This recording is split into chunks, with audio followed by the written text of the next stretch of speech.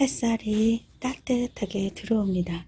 이렇게 햇살이 고운 날에는 우리 다육이들을 베란다에 내놓고 햇살 맞이를 해주던 습관이 발동이 되어서 철도 없이 내놓고 싶은 생각이 듭니다. 지금은 햇살이 이렇게 들어와서 온도가 20도를 올라가도 바깥의 온도는 마이너스 5, 6도 추운 날입니다.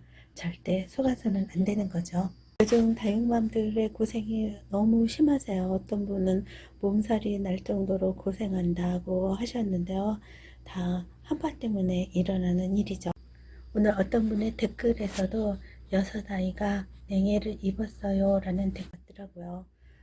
안타까움에 할 말을 잃었지만은 제가 할 수 있는 것은 냉해에 관한 영상을 준비해 보는 것이지 않을까 생각해서 오늘은 냉해에 관한 영상 준비해 봅니다.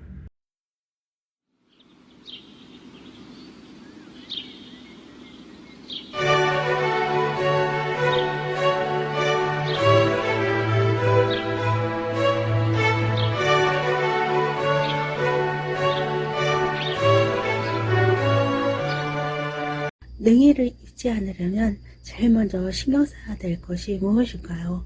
보온입니다. 먼저 보온에 관한 이야기부터 간단하게 나눠보겠습니다.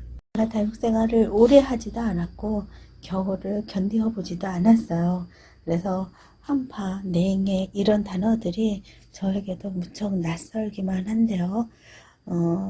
고수님들의 이야기를 모아서 제가 중간에서 전달해 드리는 거죠.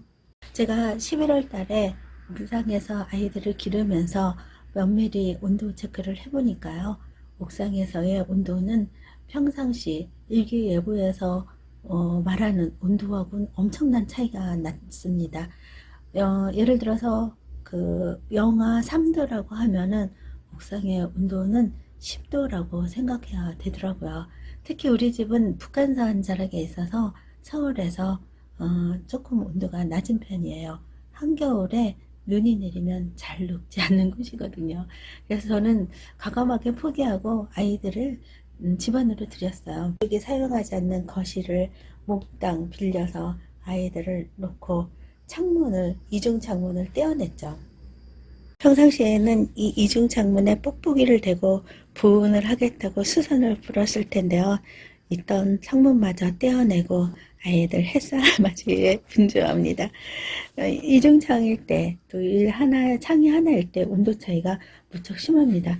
지금 이 뒤에 있는 아이들은 추위에 약하다는 아이들, 방울복랑 입장에 물이 많이 있기 때문에 통통할수록 추위에 약하고요.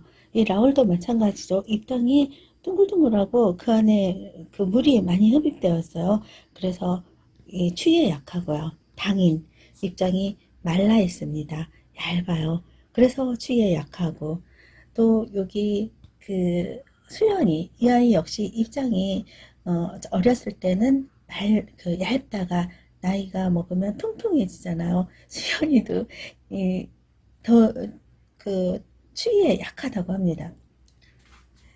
마치 개선작물처럼 크게 자라고 한 그루에 고목처럼 자라는 온도라타 이 아이마저도 추위에 약하다고 그래요. 우리 남자도 추위에 약하다고 합니다. 우리가 보는 거와 아이들의 그 내성은 다르다는 걸 알게 된 거죠.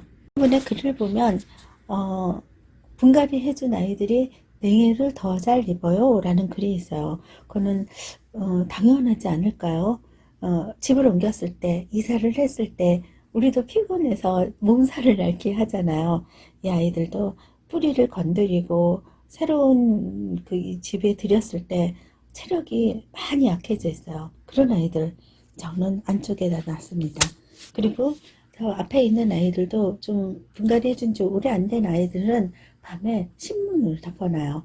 방금 말한 냉해에 약한 아이들, 추위를 많이 타는 아이들도 신문을 덮어주고요. 저희 집 온도가 영하권으로 내려가진 않지만 그 장신이 잠든 사이에 무슨 일이 있을지 모르기 때문에 덮어주고요. 다른 아이들은 그냥 놔둡니다. 한 시간에 말씀드렸던 현상이죠. 이 그 스프레이 이 물통을 창가에다 놓고 잠이 들었었어요. 그 다음날 아침에 영상의 온도를 유지하고 있어서 저는 얼었을 거라고는 상상도 못하고 저 아이를 분무를 해주는데 물이 안 나오는 거예요. 보니까 물이 얼어 있더라고요. 창가는 바로 5cm, 10cm의 간격으로 1, 2도 더 차갑다는 거 아셔야 되고요. 지금은 햇살이 들어서 햇살 맞이를 하라고 가림막을 안 해주지만 밤에는 가림막을 해줍니다. 이 아이들이, 이 끝에 아이들이 바로 창문하고 맞닿아 있는데요. 이렇게 밤에 창문을 살짝 열어놓고 자기 때문에 가림막을 안 해준다면 이 아이들이 찬감 공기를 직방으로 맞게 되죠. 그러면 냉이에 걸릴 수 있습니다. 이 아이 앞에 아이들도 분갈이 한 지 얼마 안 된 창들도, 그리고 여기 어린 아이들도 신문지로 살짝 덮어줘요. 보호한다, 너무 애지중지한다, 그렇게 생각하실 수 있겠지만은 경험이 없는 저로서는 조심하는 수밖에 없지요. 옥상에 비닐하우스를 만들어서 많이 기르시는 분들은 자신의 환경에 맞는 보온 장치를 하시고 난방을 하시겠지만 소소하게 베란다에서 기르는 우리 다육맘들은 밤이면 냉기가 들어올 곳을 막아주고 신문지 한 장을 덮어주고 그러한 것만으로도 냉해를 막을 수 있다고 생각합니다. 온도계 여기저기 설치하셔서 온도 관찰하시는 거 잊지 마시고요.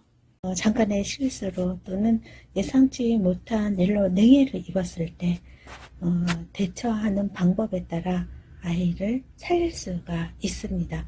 냉해 입었다고 너무 낙심하지 마시고요.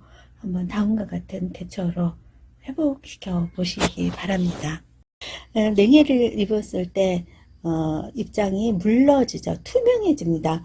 여러분들이 물음병이 왔을 때 아이들하고 모습이 좀 비슷해진다고 그래요. 그런데 자세히 보면 둘은 다릅니다. 물음병에 있는 아이들은 입장을 떼어보면 성장점이 검게 변해 있어요. 그리고 목대가 검게 변해 있습니다.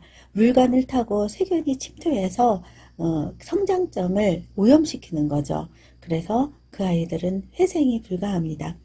목대를 잘라서 검게 불던 부분을 다 정리하고 위에 아직 세균에 감염되지 않은 로제트만을 구해낼 수 있다면 그것마저도 성공이죠. 입장에 우수수 떨어졌을 땐 이미 늦었다는 거죠. 냉해에 걸린 아이들도 입장이 투명해집니다. 입장을 떼서 만져보면은 물컹물컹하고요. 심지어 짜면 물이 새어나와요. 그리고 그 줄기에도 같은 현상이 있는데요. 이 줄기가 검게 오염되진 않아요. 하얗게 물 변하고 물이 많아 보이고 물이 나옵니다. 그래서 물음병과 냉해의 차이점을 일단 아셔야 됩니다. 아침에 눈을 떴는데 입장이 투명해 보이고 물른 듯한 느낌이 들어요. 그럼 그 아이는 냉해를 입었다고 봐야 되죠. 그럴 때 자꾸 입장을 손으로 만지시면 안 됩니다. 손으로 만지면은 그 조직이 상하면서 회복이 불가능할 수가 있어요.